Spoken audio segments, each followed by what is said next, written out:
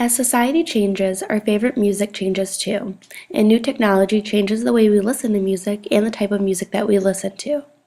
In this vidcast, I will talk about the invention of various instruments that help pave the way for music production, sound recordings, and how that has impacted America's culture. Sound recording and music production has come a long way in the past 137 years, and Thomas Edison was the man who started it all. According to PBS, in 1877, Edison invented the phonograph, which could actually record sound. Wondering what the first thing to be recorded was? Let's take a listen. The first words I spoke in the original phonograph. A little piece of practical poetry. Mary had a little lamb, its fleece was white as snow, and everywhere that Mary went, the lamb was sure to go. Between the 1870s and the 1880s, many inventors competed over creating the next best recording medium. There was already the phonograph by Edison, and then there was the improved version, called the graphophone, and then finally the invention of the gramophone, all of which helped pave the way for the nickel jukebox. During the 1930s and the 1950s, the jukebox was as much a part of the everyday fabric of life as the automobile or the light bulb. It was Louis Glass who first came up with the idea of creating a machine in which you paid a nickel to listen to music. The jukebox made a phenomenal impact on American history, more than some people may even know. According to an article by Timothy Sexton, with amplification, a single jukebox could produce the same sound as a live band. Since this was around the approach of the Great Depression, there wasn't enough money to hire live bands, and the jukebox was the next best alternative. The jukebox even helped with bringing together blacks and whites. The only place that many black musicians could get their music heard by a white audience was through the jukebox.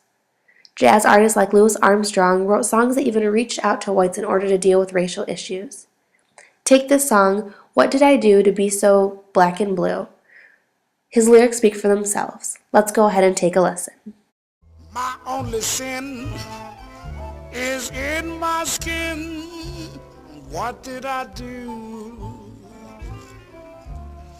to be so black and blue?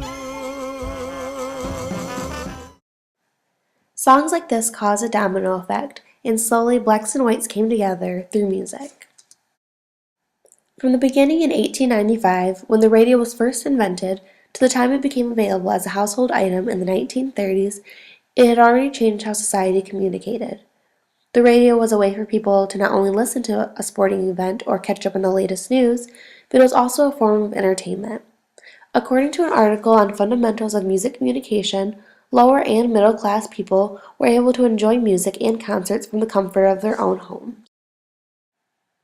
Later, sound recordings developed into electrical recordings, magnetic tape recordings, multi-track recordings, and then finally into the era of informational technology with digital recordings.